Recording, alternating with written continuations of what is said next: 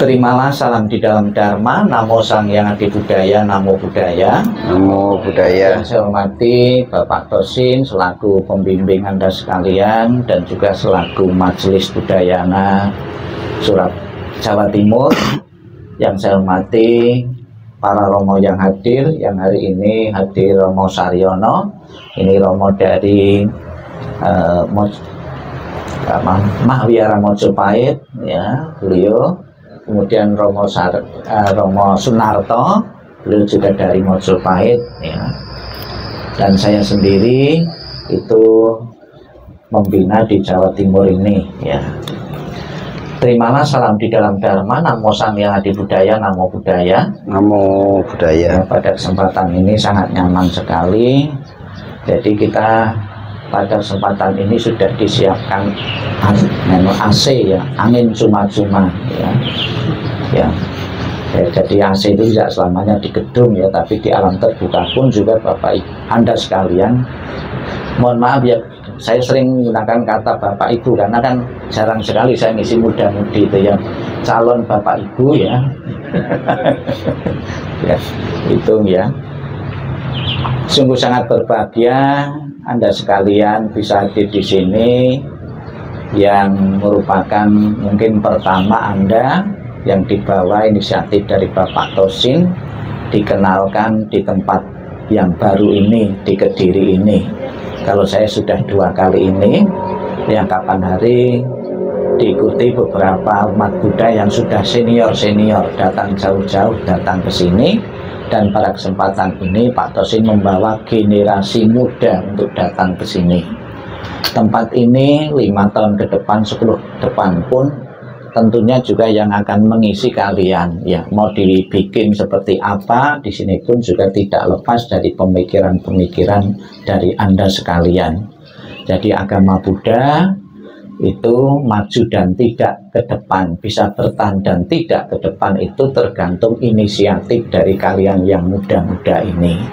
Agar Anda nantinya menjadi umat Buddha yang betul-betul bisa berpikir bukan hanya untuk dirinya sendiri, namun berpikir untuk kesinambungan dan pelestarian. Silakan Anda sekalian membekali diri sedini mungkin dengan pengetahuan-pengetahuan agama. Jadi kita tahu di dalam tradisi dalam agama Buddha kita mengenal ada 3 tradisi. Ada tradisi Theravada pakai bahasa Pali. Kemarin saya tawarkan kepada Pak Tosin, kita ngisi di Kediri mau Asada atau mau ngisi Kuan Im. Nah, belum mengatakan Kuan Im Bante karena di sini condong Mahayana, maka saya kenalkan Mahayana. Terus tradisi Tantrayana itu pakai bahasa Tibet, ya. Jadi di kalangan umat Buddha ada 3 tradisi yang menonjol. Pertama tradisi Pali, tradisi Mahayana, tradisi Tantrayana. Silahkan Anda sekalian, ya, itu belajar. Masing-masing tradisi itu mempunyai keindahan-keindahan tersendiri, keunikan-keunikan sendiri, tanpa harus menyimpulkan ini saja yang benar, yang lain salah. Jadi dari 3 tradisi itu semua kitab sucinya berasal dari sumber yang sama, dari mulut yang sama. Dari mulut siapa? Mulut Sang Buddha, ya. Dari sumber yang sama, cuma pakai bahasa yang berbeda, ya. Silakan, semakin banyak Anda menguasai beberapa tradisi, Anda semakin toleran terhadap tradisi-tradisi yang lain. Kalau cuma menguasai satu saja, yang kata dalam tempurung yang diketahui itu saja, ya. Siapa di antara kalian yang pernah membaca tadi Sadama Pundarika tadi, terjemahan yang baru saja dibaca? Ada yang pernah membaca? Ya, mungkin agak berbeda dengan isi kitab suci di tradisi Pali, ya. Ternyata di situ kan mudah dicerna isinya itu, dan juga mengandung sebuah harapan-harapan. Jika Anda mengalami kesulitan hidup, Anda memohon kepada Kuan Yin Pusat Mosat, ternyata ada dewa penyelamat yang menjawab doa-doa umatnya yang berjodoh dengannya. Jadi di saat orang sakit, di saat ada seorang ibu yang kepengen punya anak maupun kesulitan pekerjaan, ternyata ada sesosok makhluk suci yang berkenan membantu.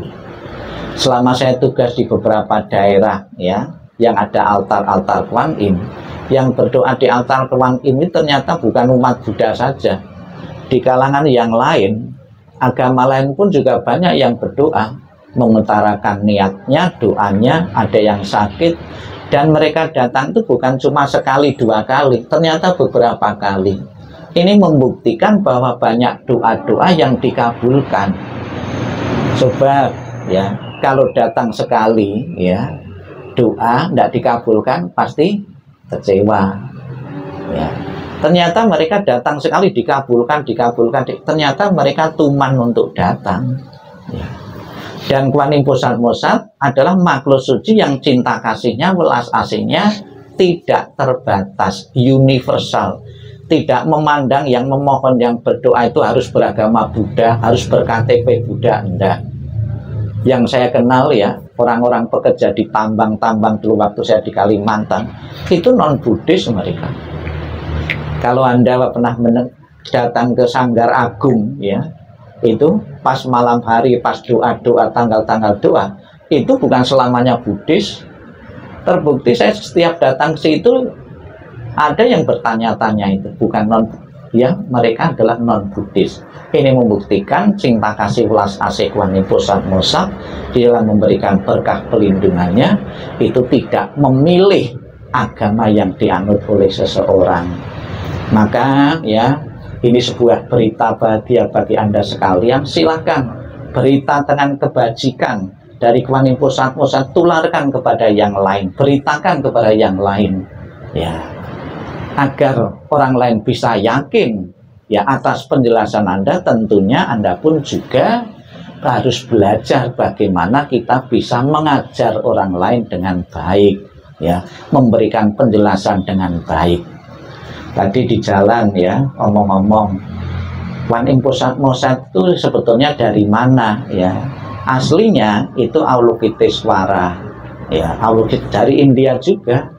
Maka tadi kalau Anda teliti tadi, ada seorang bodhisattva pakai jubah yang bahu kanannya terbuka.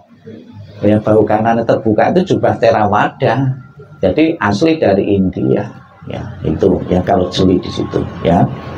Jadi Kuan Im Pusat Mosat ini adalah makhluk suci yang selalu memberikan berkah pelindungannya, tidak memandang agama yang dianut oleh seseorang.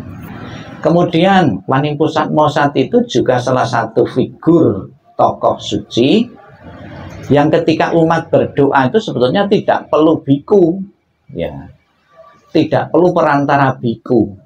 Maka bisa kita lihat di mana ada altar Kuan Im, tanpa ada seorang biku pun altarnya sudah rame ya, sudah rame beberapa altar-altar Kuan Im itu, karena meyakini tanpa perantara seorang biku pun doa dan harapannya bisa terkabulkan atau menjadi kenyataan. Apakah berdoa kusuk di depan altar Kuan Im atau Avalokitesvara termasuk berhala ya, seolah-olah kan nyembah-nyembah minta patung ya. Anda berdoa mengutarakan niat dan doanya tidak berhenti di patung itu. Patung itu sebagai sarana dan alat. Kalau Anda berhenti di patung itu ya berhala namanya. Sebagai figur yang terwakili di situ Kuan Im dalam bentuk patung tadi, rupang tadi, ya. Jadi tidak masuk berhala. Apakah alat ini ada gunanya? Sangat berguna sekali untuk pendekatan secara emosional. Anda itu lebih mengenal dan lebih menjiwai ya. Anda pernah melihat orang berdoa di depan Kuan Im atau patung-patung dengan menangis? Ada yang menangis sampai menangis ya, ada. Saya baru saja mendengar penjelasan dari agama yang tidak menggunakan simbol-simbol, yang tidak menggunakan patung. Mereka mengatakan ternyata orang-orang yang menggunakan patung-patung untuk sarana sembahyang lebih kusuk, bisa nangis, bisa menjiwai. Sedangkan mereka yang tidak pakai sarana-sarana itu sembahyangnya biasa-biasa, tidak sampai nangis-nangis. Ada seperti itu, rohaniwan itu, malah saya pernah mendengar gitu. Berarti ada nilai manfaatnya sarana dan prasarana itu. Apakah sembahyang dengan tasbih itu ada manfaatnya? Bukan sekedar muter-muter tasbih ya gitu loh. Ada lebih kusuk ya. Apakah sembahyang dengan lilin, dengan dupa itu ada nilai manfaat? Tetap ada ya gitu. Jadi sebagai sarana dan prasarana. Namun saya berpesan kalian anak muda, jangan terikat dan melekat pada sarana-sarana. Sebab tidak sedikit pula sekarang ya di tempat kos-kos, kemudian di rumah-rumah itu ada yang memaksakan diri pasang patung-patung atau altar-altar di situ, padahal ada agama yang berbeda, kenyamanannya kurang ya. Nah, bagi yang mereka yang tidak terikat ya silakan ya, tapi ada beberapa yang sudah terikat, sehingga ada beberapa yang tidak berani pasang patung lagi ya. Jadi Anda sekalian, patung itu sebagai alat saja, sembahyang tidak pakai patung tidak masalah, tidak pakai dupa tidak masalah, ya, tidak pakai tasbih pun tidak masalah, dilatih untuk tidak melekat, ya, yang penting konsentrasinya, ya. Anda sekalian yang saya hormati, pada kesempatan pagi hari ini, kita bersama-sama membaca Sadama Pundarika, tanggal 19 yang lalu, penanggalan Imlek ya. Waning Pusat Mosad diperingati dalam setahun itu 3 kali. Inilah hari raya Waning Pusat Mosad atau tokoh pujaan dalam agama Buddha yang paling mudah diingat di antara hari raya yang lain. 3 peristiwa penting yang pernah terjadi di masa kehidupan Kuan Yin itu mempunyai tanggal yang sama ya. Tanggal berapa? Tanggal 19, bulannya yang berbeda. Tanggal 19 bulan 2 diperingati sebagai kelahiran ya, kelahiran Kuan Yin ya. Namun demikian saya juga pernah membaca buku, ternyata tidak selama daerah ya itu mengatakan tanggal kelahiran itu 19. Ada yang tanggal yang berbeda juga ada ya. Kenapa? Orangnya sama kok tanggal peringatannya bisa berbeda ya. Karena Waning Pusat Mosad itu tidak mempunyai akte kelahiran ya. Karena susah ya kalau tidak punya akte kelahiran. Kalau punya pasti ya sing jadikan patokan ya itu, karena berdasarkan kepercayaan dari masing-masing saja. Kemudian Waning Pusat Mosad diperingati tanggal 19 bulan 6 yang baru saja. Waning Pusat Mosad mencapai kesempurnaan atau pencerahan. Kemudian tanggal 19 bulan 9 diperingati meninggalkan keduniawian. Jadi tanggalnya sama, bulannya yang berbeda. Ya ini paling gampang diingat ya itu. Apa yang dimaksud dengan Waning Pusat Mosad mencapai pencerahan?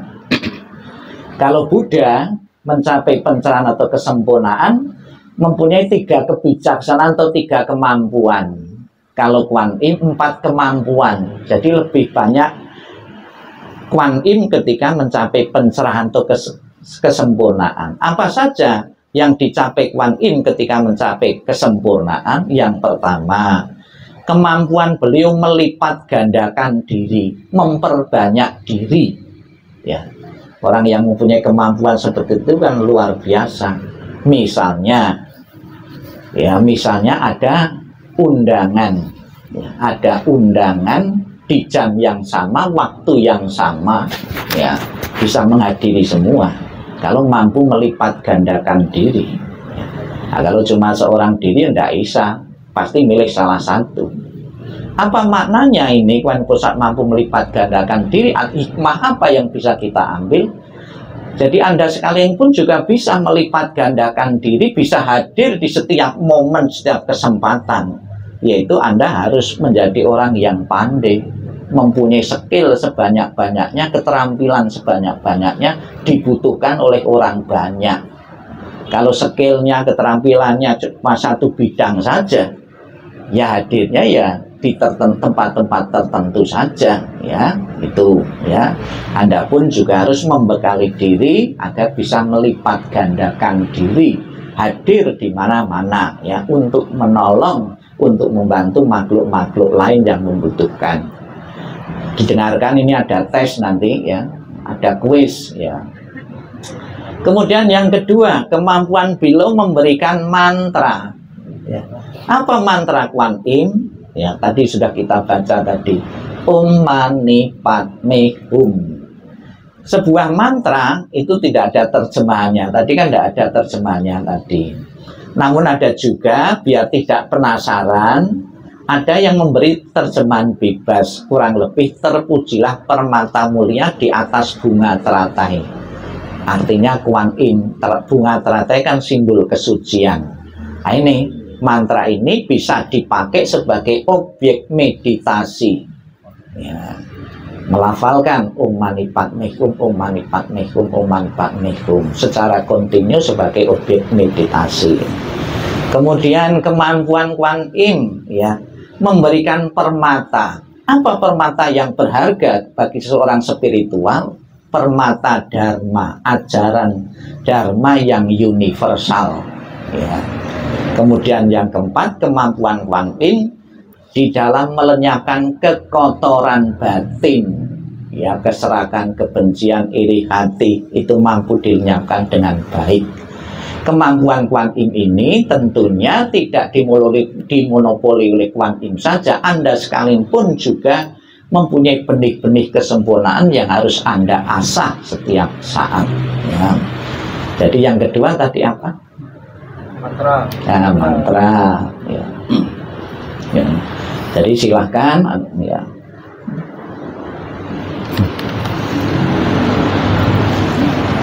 Inilah penjelasan tentang Kuan Im, karena kondisi sudah panas ya, itu.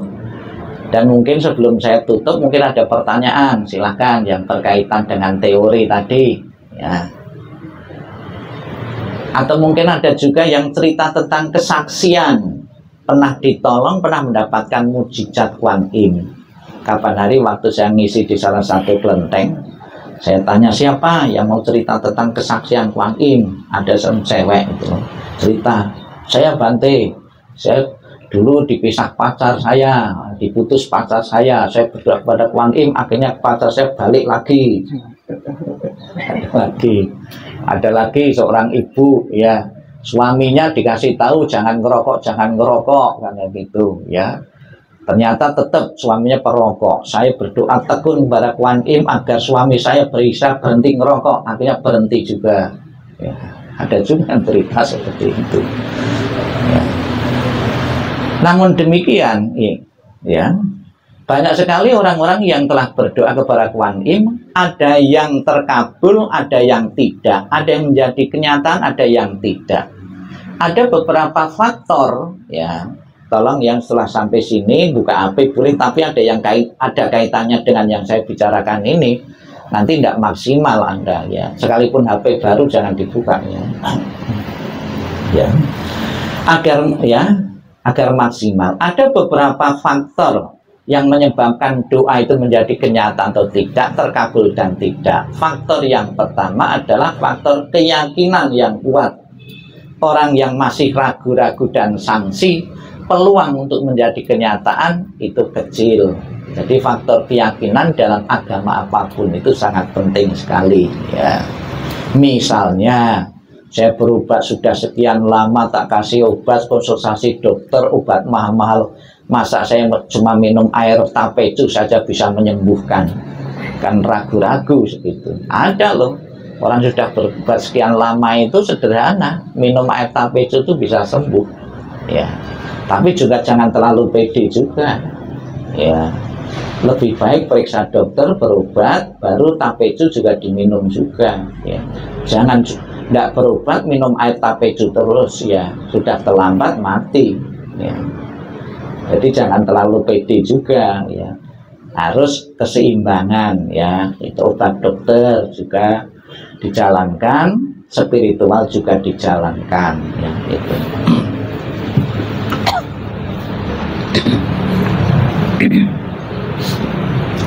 Kemudian yang kedua, faktor karma buruknya tidak terlalu berat atau tidak sedang berbuah. Jadi kalau sedang berbuah karma buruknya, doa dan harapan itu kecil kemungkinan juga menjadi kenyataan. Ibaratnya Anda itu sedang menerima hukuman karena karma-karma, jalani karma. Itu tidak otomatis doa langsung menjadi kenyataan. Anda pun juga harus menjalani karma, efek dari perbuatan yang dilakukan. Ya, itu hukum keadilan. Ya. Kemudian berikutnya, seseorang doa itu akan menjadi kenyataan. Doanya bukan karena faktor kekotoran batin.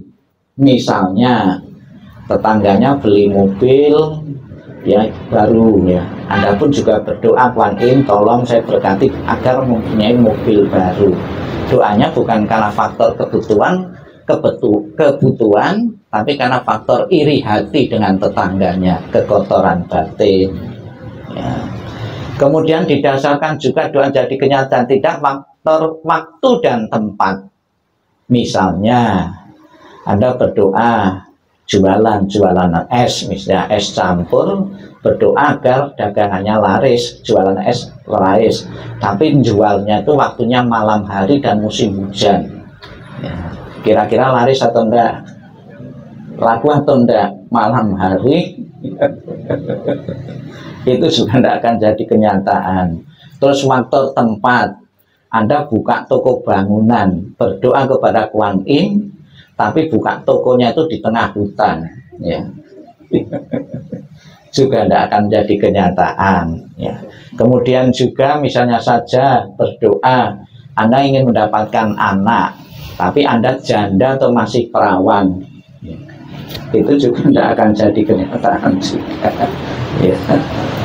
Ya, di saat orang-orang berdoa itu tidak jadi kenyataan, ada yang membuat kecewa orang ya. Membuat kecewa. Ada beberapa orang yang menyingkirkan rupang-rupang Kuan Im ya, altar-altar karena sudah kecewa, tidak tahu faktor-faktor pendukung doa menjadi kenyataan dan tidak ini. Teori ini juga ada di dalam agama lain juga, sekalipun dikatakan serba bisa, maha ya, tapi ternyata juga ada beberapa faktor penentu kenapa doa itu menjadi kenyataan atau tidak ya. Itulah Anda sekalian yang saya sampaikan. Sebelum kita akhiri, mungkin satu atau dua mengajukan pertanyaan. Kalau tidak ada, saya yang mengajukan pertanyaan, silakan dijawab. Milih yang mana ya.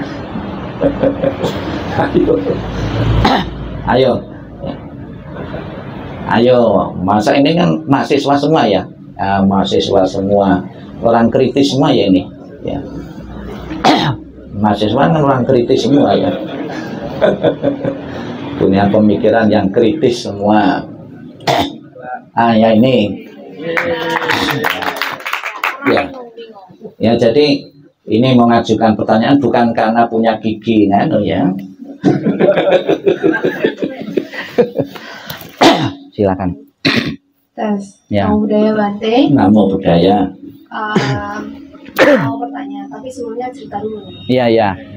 Soalnya kan dulu basicnya kan di Mahayana terus kan. Jadi kayak Omitofo, konsep itu terbawa dalam diri gitu kan. Iya. Kadang mau bersin Omitofo, kadang nangis Omitofo konsep busa, kadang kalau happy Omitofo konsep busa. Di mana-mana tuh sebutinnya Omitofo konsep busa terus. Tapi kira-kira kalau misalnya ngomong kayak gitu itu sebuah karma buruk atau karma baik gitu? Takutnya kan kalau misalnya salah-salah, lagi sedih, lagi salah, ngomongnya Omitofo konsep busa, jadinya timbul sebuah karma yang tidak baik. Takutnya seperti itu. Ya. Tergantung niatnya waktu menyebut itu ya. Ya, misalnya mau mencuri Amitofo, itu salah. Ya. Kalau niatnya baik ya. Terus ada juga berkaitan dengan itu yang tergantung niat ya. Niat di dalam hati itu kan karma itu tadi ya.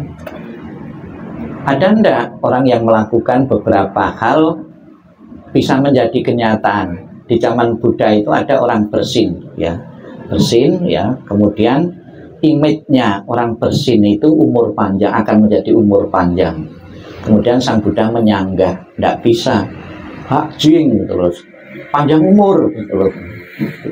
Ternyata sang Buddha menyanggah, itu seperti ketahayulan. Orang umur panjang itu kan sebab dan akibat, bukan karena bersin itu. Karena tidak pernah membunuh, menghargai kehidupan, dia mendapatkan umur panjang sebab dan akibat. Apakah kebiasaan seperti itu bagus? Ya, ada bagusnya juga. Karena itu kan wiritan, seperti wiritan. Om Mani Padme Hum, Amitopo, Amitopo, Amitopo. Sudah bahasanya sudah biasa, tidak ragu-ragu lagi. Ya, itu. Cuma biar tidak menimbulkan pro kontra dengan yang lain, tidak usah omong, dalam hati saja. Ya, ya niat ya.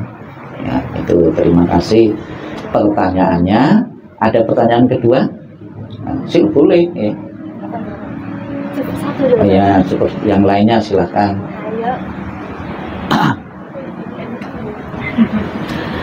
Ayo. Nah ini ada yang baru juga ya kapan hari ini baru Wisudi ya dulu ya. Nah ini dari agama lain dulu. Banyak ya, ada saya di TikTok itu banyak yang ikut mau Wisudi.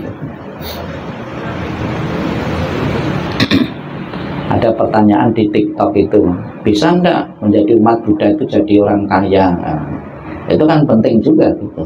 Pertanyaan, bisa asal kerja keras.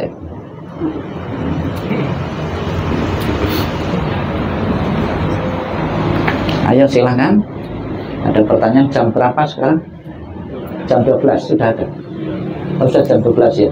Oh ya sudah jam 12. Ya mungkin perutnya sudah lapar ya. Ayo, satu lagi pertanyaan, ayo. Atau saya yang tanya? Nah,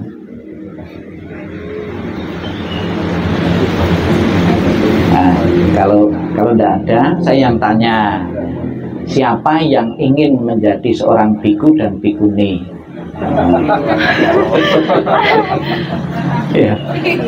Ya, enggak apa-apa dong, yang ingin latihan. Jadi Anda sekalian jangan takut ya, jadi biku harus selamanya. Tidak ada keharusan selamanya. Anda sekalian berlatih 1 bulan, 2 bulan, setahun boleh dicoba ya. Nah, kalau tidak pernah mencoba gimana? Kalau Antasilani dulu boleh nggak? Boleh, boleh saja. Sekarang wihara-wihara itu banyak yang kosong. Wihara-wihara kuti-kuti banyak yang kosong karena peminatnya tidak ada. Orang udah takut ya. Ada yang takut lapar makannya gimana gitu. Tidak usah takut. Kalau demi kebenaran itu tidak usah takut. Sekalipun mati dalam kebenaran kan langsung ke surga. Ngapain harus takut ya? Ada lagi kapan hari? Ada yang mau jadi bikuni tapi cari wihara yang tidak pakai izin orang tua. Ya, Anda juga. Kita tidak bisa terima, takutnya nanti dianggap menyembunyikan orang. Ya, iya kalau tanpa ya tetap izin orang tua. Terus kemudian juga Anda sekalian bisa jadi biku dan bikuni yang tidak punya utang. Ya, Anda kan tidak punya utang toh? Ya, terus yang ketiga syaratnya Anda manusia toh? Ya, kalau hantu nggak boleh. Ya. Sudah? Ya, sudah.